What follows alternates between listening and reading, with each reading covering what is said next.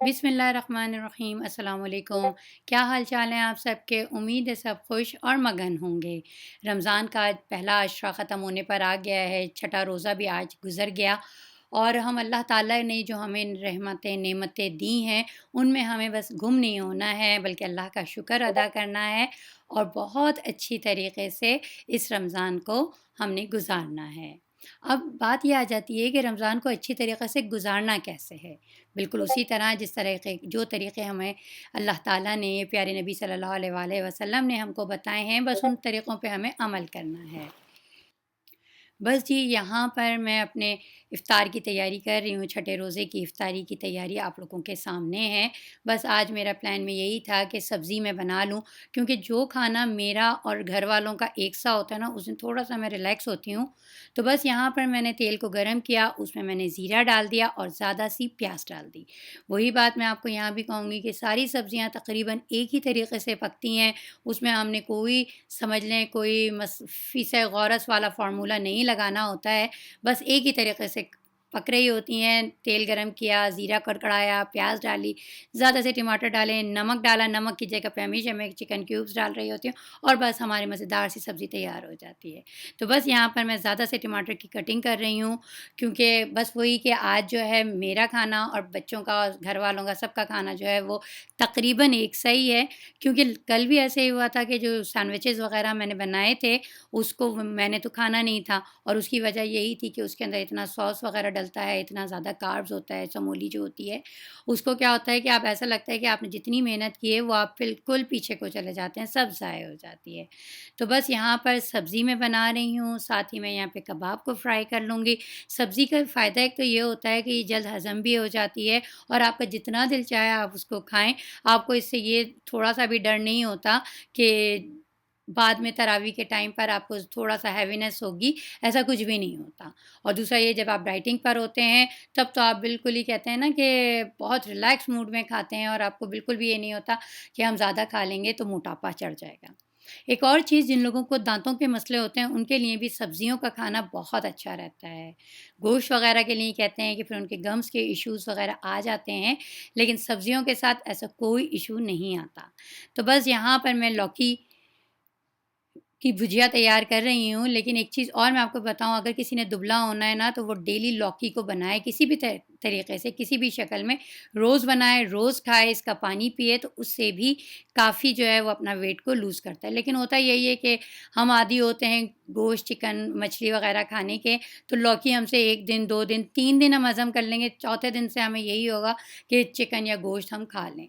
तो बस यहाँ पे मैंने प्याज़ को बघार किया, उसके अंदर टमाटर डाल दिए, थोड़ा-सा मैंने चमचा चलाने के बाद इसमें हल्दी और मिर्चें डाल दी, ठीक है? और बस इसी तरीके से मैं नमक के तौर पर यहाँ पे चिकन क्यूब्स इस्तेमाल कर रही हूँ। अगर आप चाहें तो इस स्टेज पर नमक इस्तेमाल कर सकते हैं। मेरे ज़्यादातर रेसिपीज़ में आपको नमक की जगह पे चिकन क्यूब्स का इस्तेमाल नज़र आता है और बिलीव मी कि इतना मज़े का ये खाना तैयार होता है, वो जो एक पहले एक ऐड आया करता था ना कि दाल में मुर्गी का मज़ा, बिल्कुल उसी तरीके से सब्ज़ी में मुर्गी का मज़ा आ जाता है, कभी दाल में मुर्गी का मज़ा आ जाता है, कभी सूप में, किसी न किसी शक्ल में आपने जो होता है वो टेस्ट जो होता है वो अपने हिसाब से आप उसको मोड़ लेते हैं। तो चलें जी, हमारी सब्ज़ी चढ़ चुकी है, अब हम आ जाते हैं दूसरी तैयारी की तरफ, ठीक है?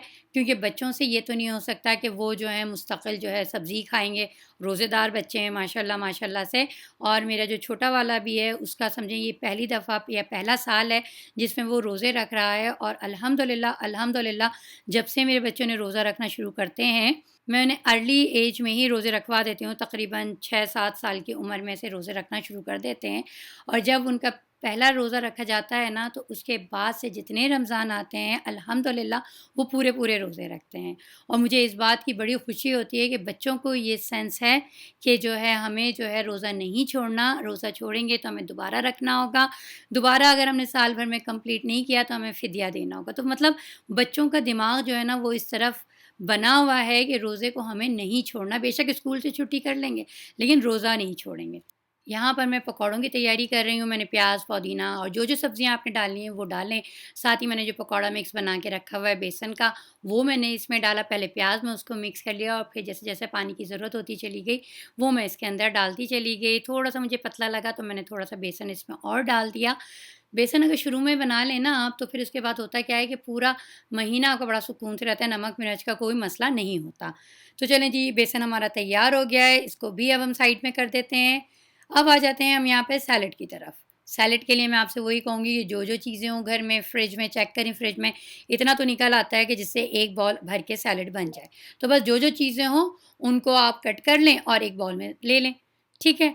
तो यहाँ पर मैंने आइसबर्ग्स डाले, साथ ही मैंने चेरी टमाटर्स थे वो डाले, साथ ही यहाँ पे खीरा है, वो भी मैंने इसके अंदर कट करके डाल देने हैं, ठीक है?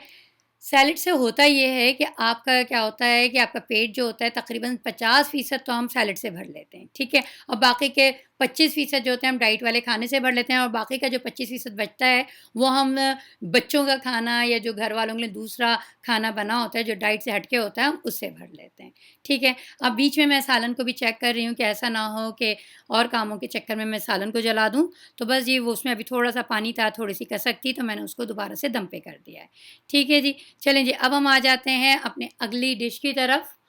यहाँ पर मैं प्याज को चॉप कर रही हूँ, आप चाहें तो स्लाइस की शक्ल में भी प्याज को काट सकते हैं, ठीक है? चलें जी, यहाँ पे मैंने तेल को गरम किया, उसके अंदर ये चॉप की हुई प्याज डाल दी, साथ ही इसको मैं अच्छी तरीके से तल लूँगी, ट्रांसपेरेंट सा मैंने करना है, बहुत ज़्यादा काला नहीं करना है, ठीक है? थोड़ा-सा मैंने यहाँ पे ज़ीरा डाल दिया है और इसके अंदर जब छुनन की आवाज़ आने लगेगी तो फिर इसके अंदर मैं कीमा डाल दूँ। यहाँ मैंने ये चिकन का कीमा इसके अंदर डाला है, हमें मज़ेदार सा जो है कीमा तैयार करना है क्योंकि हम यहाँ पे कीमा स्पैघेटीज़ तैयार कर रहे हैं, ठीक है? और फिर वही बात मैं आपसे बोलूँगी कि मैं यहाँ पे केचअप फ्लेवर में इसको तैयार करूँगी, तो अदरक लहसुन मैंने यहाँ पर इसमें डाल दिया है, तकरीबन 3 टेबल स्पून है, 2 टेबल स्पून आप भर के कर सकते हैं, ठीक है? 750 ग्राम का ये कीमा था और इसके अंदर 3 टेबल स्पून मैंने डाले हैं। बस जी, यहाँ पे मैंने नमक के तौर पे जो है चिकन क्यूब्स डाली, पेपरिका पाउडर मैंने इसके अंदर ऐड किया है, ठीक है? और इसको साथ-साथ मैंने मिक्स कर लिया है, ठीक है? अब यहाँ पे मैंने भुना कुटा ज़ीरा डाला है, ठीक है? थोड़ा-सा ही डालना है, तकरीबन हाफ़ टी स्पून और साथ ही यहाँ पे मैंने काली मिर्च का पाउडर डाल दिया है, क्योंकि हम कोई साबुत गरम मसाला नहीं डाल रहे हैं। हॉट सॉस डाला मैंने यहाँ पर तकरीबन 4 से 5 टेबल स्पून आप कर लीजिएगा, जितना आपने टेस्ट बनाना है जैसा, तो आप उतना डाल लीजिएगा, ठीक है? यहाँ पे मैंने टमाटर पेस्ट जो बना के रखा था, वो मैंने डाल दिया है इसके अंदर। उससे फ़ायदा ये है कि हमें पानी खुशक करना नहीं पड़ेगा टमाटरों का और उसमें हमारा टाइम जितना लगता है वो बच जाएगा, ठीक है जी? चलें, अब यहाँ पे मैंने तकरीबन 1 प्याला भर के जो है टमाटर केचअप डाल दिया इसके अंदर ना, क्योंकि हमने टमाटर का समझ लें मीठा-सा फ्लेवर इसमें देना है, तो वो टमाटर केचअप डाल दें। अगर आप टमाटर केचअप स्किप करना चाहें, तो आप टमाटर प्यूरी ज़्यादा सी डाल लीजिएगा, ठीक है? अब यहाँ पे हम थोड़ी-सी ग्रीन चटनी तैयार कर लेते हैं। ये जो ग्रीन चटनी की क्यूब्स मैंने आपसे बनवाई थी, ये वो क्यूब्स हैं, ठीक है? वो मैंने निकाल कर रख दी। साथ ही यहाँ पे जो मैंने फ़िश के कबाब बनाए थे रमज़ान प्रेप में, वो मैंने इसमें निकाल दिए हैं, ठीक है? ताकि जो है अभी थोड़ा-सा टाइम है, इतनी देर में डीफ्रोस्ट हो जाएँगे, नहीं तो इसको माइक्रोवेव कर लेंगे, तो उससे भी हमारा काम जो है आसान हो जाएगा, ठीक है? चलें, इसको मैंने साइड पे रख दिया है यहाँ पर। अब हम आ जाते हैं स्पैघेटीज़ को की तरफ, ठीक है? पानी मैंने उबलने रख दिया है, कीमा मेरा तैयार हो गया है और अब स्पैघेटीज़ को मैं तोड़ के इस प्याले में कर रही हूँ और उसकी वजह ये है कि अभी पानी में सही तरीके से उबाल नहीं आया है। जब तक पानी में उबाल अच्छी तरीके से ना आए, उस वक़्त तक स्पैघेटीज़ हमने उसमें नहीं डालनी है, क्योंकि अगर हम डालेंगे तो सारी स्पैघेटीज़ जो हैं वो चिपक जाएँगी, ठीक है? पानी के अंदर मैंने थोड़ा-सा तेल डाला है और थोड़ा-सा मैं इसमें विनेगर डाल दूँगी। ये दोनों चीज़ें डालने से फ़ायदा क्या होगा कि इसके अंदर जो है चिपक नहीं आएगी और स्पैघेटीज़ हमारी खिली-खिली सी रहेंगी, ठीक है? पानी में उबाल आ गया है और शायद विनेगर का सीन जो है वो मुझसे मिस हो गया, लेकिन आप ज़रूर डाल लीजिएगा, ठीक है? अच्छा जी, अब इसको मैंने यहाँ पे चेक किया तो अभी थोड़ी-सी इसके अंदर कसक थी, थोड़ी-सी देर के बाद बस इसको हम ड्रेन कर लेंगे, ठीक है? अच्छा जी, अब आ जाते हैं हम यहाँ पे अगली चीज़ की तरफ, जो कि मैं बना रही हूँ चिप्स। और चिप्स ये समझें स्लाइस चिप्स होंगे। अभी तक हम फिंगर चिप्स कह लें या फिर फ्रेंच फ्राइज़ बना रहे थे और मेरी कोशिश यही है कि रोज़ाना इफ्तार में जो है मैं आलू का इस्तेमाल ज़रूर रखूँ, ताकि बच्चों के फ़ेवरेट भी है और मुझे भी इससे ये रहता है कि बच्चे कुछ तो ऐसा खाएँ जिससे उनका वेट गेन हो जाए, ठीक है? तो आज थोड़े से मैं चिप्स बनाने का समझ लें जो वे है या तरीक़ा है उसको थोड़ा-सा मैं यहाँ पे चेंज करूँगी। वैसे एक चीज़ और है इस चिप्स के बनाने के 2 फ़ायदे हैं, एक तो ये कि बच्चों को पसंद है, दूसरा ये कि जो मैं स्पैघेटी कीमा तैयार करूँगी उसके ऊपर पापड़ी वाला जो काम होता है ना, वो भी ये चिप्स करेंगे। अगर आप चिप्स बनाना नहीं चाहते और पापड़ी वाला काम भी आपको चाहिए कि स्पैघेटीज़ के ऊपर कुछ भी क्रंची सा हो, तो फिर उसके लिए आपने क्या करना है, आप लेज़ के जो चिप्स होते हैं ना या कोई भी ब्रांड के चिप्स जो आपको पसंद हो, अलवतल के हों, लेज़ के हों या फिर डोरिटोज़ हों तो वो आप लेकर भी रख सकते हैं टाइम को बचाना चाहें तो, ठीक है। अब यहाँ पर मैंने स्पैगेटीज़ को यहाँ पर स्ट्रेनर में डाल दिया और उसके बाद ठंडा-ठंडा सा उसके ऊपर पानी भी डाल दिया और उसकी वजह ये है कि आपस में ये ना चिपके, ठीक है। अच्छा जी, यहाँ पर इस तरीके से मैं स्लाइसर की मदद से जो है आलू के चिप्स को स्लाइस कर रही हूँ और इस इधर मैंने स्पैगेटी जो उबाली थी वो डाल दी हैं और साथ ही आप देख रहे हैं कि चूल्हे के ऊपर मैंने तेल भी गर्म होने के लिए रख दिया है ताकि जो है हम अपने चिप्स को फ्राई कर सकें। अभी जो कीमा हमने तैयार किया था वो कीमा भी मैंने स्पैगेटीज़ में डाल दिया। अब इनको हम अच्छी तरीके से मिक्स कर लेंगे, ठीक है। अच्छा जी, एक चीज़ और यहाँ पर अगर आप चाहें, आपके पास कोई सब्जियाँ हों ऐड करना चाहें, जैसे कि गाजर हो गई, शिमला मिर्च हो गई, कोई भी आल प्याज़ वग़ैरह, बंद गोभी, तो वो भी आप इसमें डाल सकते हैं। यहाँ पे मैंने थोड़ा-सा केचअप इसमें और डाला क्योंकि मुझे थोड़ा-सा शक्ल से ये फीका-फीका सा लग रहा था, तो मैंने कहा थोड़ा-सा प्यारा-सा कलर भी आ जाए। अच्छा जी, अब यहाँ पर मैंने इसमें काली मिर्चों का पाउडर डाल दिया है, ठीक है। नमक तो हमारा केचअप में भी होगा और पहले जो कीमा बनाया था उसमें भी था, तो इसलिए मैं इस वक़्त नमक इसमें ऐड नहीं कर रही हूँ। बस मैंने इसके अंदर जो है काली मिर्चें डाली और केचअप डाला। यहाँ पर मैं इसमें फिर भी थोड़ा-सा नमक मैं डाल रही हूँ क्योंकि ऐसा ना हो कि पता लगा कि फीका-फीका सा हो जाए। तो स्पैगेटीज़ के हिसाब से मैं इसमें नमक डाल दिया है मैंने, ठीक है। आप अपने हिसाब से टेस्ट देख लीजिएगा, उसी हिसाब से आप इसमें डाल दीजिएगा। यहाँ पर तेल गरम हो गया है और अब मैं यहाँ पे चिप्स फ्राई कर रही हूँ। आपको मैं एक टिप देती हूँ यहाँ पर कि चिप्स जब आप डाल रहे हो ना आलू के, तो सिंगल-सिंगल करके डालिएगा, एक-एक करके ना, बिल्कुल अलग-अलग से, और जहाँ अलग-अलग जगहों पर इसको डालते चले जाइएगा।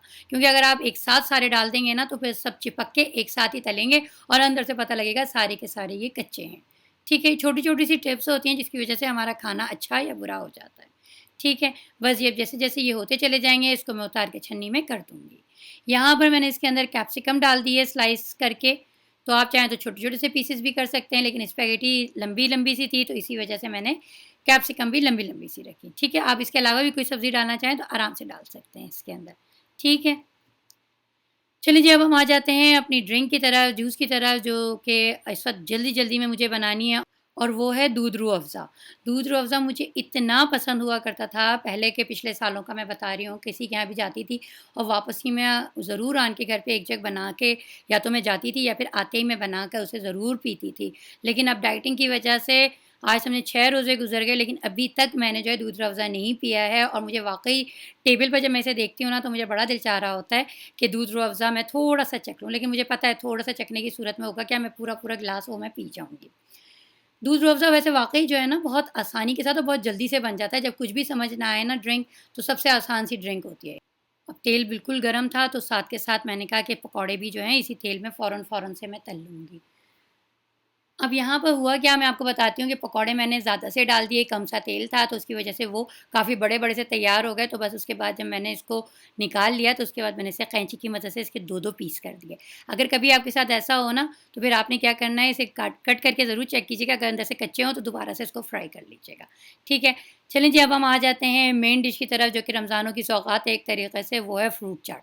तो बस यहाँ पर मैं सबसे जो आपके पास फल हों वो आप कटिंग कर लीजिएगा। यहाँ पे मैं 2 किस्म की चाट तैयार करूँगी। एक तो समझें कि स्मार्ट स्मार्ट से लोगों के लिए, जिसमें होगी क्रीम वग़ैरह, और एक होगी मुझ जैसे लोगों के लिए जो कि डाइटिंग पर हैं, जिसमें सिर्फ़ और सिर्फ़ फ्रूट्स होंगे।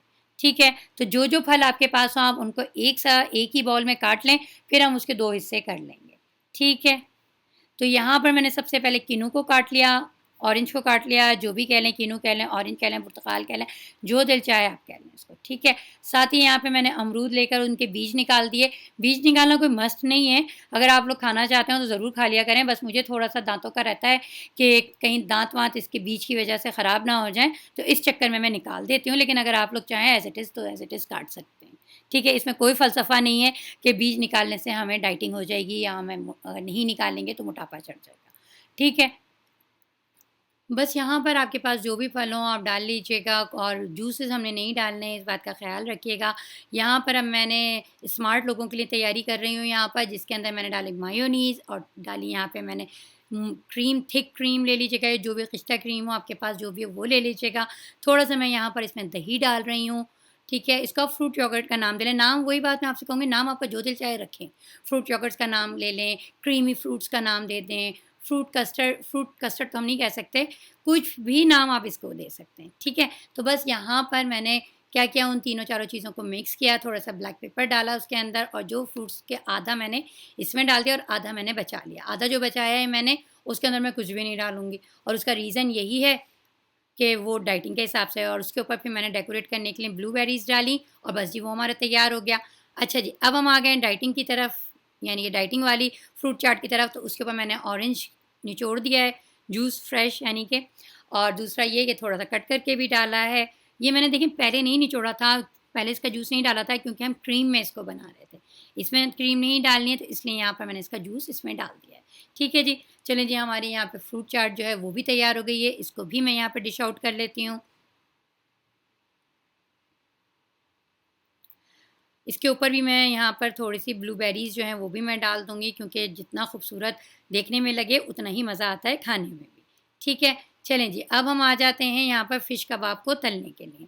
यहाँ पे मैंने एक अंडा तोड़ लिया है, यहाँ पर इसमें मैंने आपको बताया था कि उस वक़्त जो है फ़िश का जो कीमा था वो काफ़ी पतला-सा हो गया था, तो मैंने उसमें अंडा नहीं डाला था। ठीक है? अच्छा जी, ये ग्रीन चटनी की जो क्यूब्स मैंने बनाई थी इसके अंदर मैंने क्या किया, 1 टेबल स्पून भर के ना इमली की चटनी डाल लिया और बस इसको मिक्स कर लिया। हमारी ग्रीन चटनी जो है, जो अक्सर आपने खाया होगा तिक्के के साथ जो एक चटनी नहीं होती है वो, तो ये वो तैयार हो गई है। ठीक है जी, कितना आसानी के साथ ये इस वक़्त तैयार हुई है। यहाँ पर मैंने अंडे को फेंट लिया है और अब मैं इन कबाबों को इसमें तल लूँगी। ठीक है? चलें जी, आ जाते हैं चूल्हे पर हम। यहाँ पर जो है कबाब के लिए मैंने बहुत थोड़ा-सा तेल डाला है क्योंकि डाइटिंग के हिसाब से मैं कबाब तल रही हूँ, बना रही हूँ। तो बिल्कुल समझें, आपने नॉन स्टिक पैन लेना है और उसके ऊपर थोड़ा-सा बस पैन पे तेल डालना है। चाहे तो स्प्रे कर लीजिएगा, चाहे तो ब्रश की मदद से कर लीजिएगा, लेकिन बहुत थोड़ा-सा होना चाहिए और बस फिर इसके ऊपर हम इन कबाबों को तल लेंगे। ठीक है? बस जी, यहाँ पर हमारे कबाब जो हैं ऑलमोस्ट बन चुके हैं। अब इसको मैं टिश्यू पेपर पर ही उतारूँगी। उसकी वजह ये है कि जितना तेल इसका एब्ज़ॉर्ब हो जाए टिश्यू में उतना ही अच्छा है। वैसे तो बहुत कम तेल में मैंने इसको तला है, लेकिन फिर भी दिल की तसल्ली के लिए मैंने कहा थोड़ा-सा इसको टिश्यू के साथ और इसको जज़्ब कर लूँ अच्छी तरीके से, ताकि बिल्कुल भी खाते वक़्त जो है ना एक धड़का ना रहे कि हम तेल खा रहे हैं। ठीक है? तो ऊपर से भी मैंने इसको अच्छी तरीके से इसको एब्ज़ॉर्ब कर लिया है। ठीक है? बस यहाँ पर अब मैं इसको डेकोरेट करके इसको इस डिश में मुंतक़िल कर रही हूँ। ठीक है? चलें जी, हमारे फ़िश कबाब भी तैयार हो गए, अब ये भी टेबल पे जा रहे हैं। अब ये जो चिप्स मैंने तैयार किए थे इसको आप चाहें तो स्किप भी कर सकते हैं, आप बाज़ार से चिप्स लेके खा लें, लेकिन यहाँ पर अगर आप करेंगे तो इस चिप्स का बहुत ही मज़ेदार सा फ्लेवर आता है और ख़ास के जब आप कड़ी खौसा बनाते हैं ना तो उसमें तो इसको बहुत ही मज़ा आता है। ठीक है?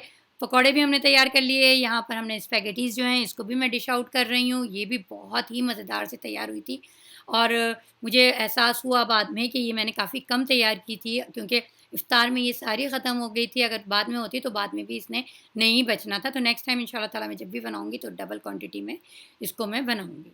बिस्मिल्लाहिर्रहमानिर्रहीम। अर्रहमान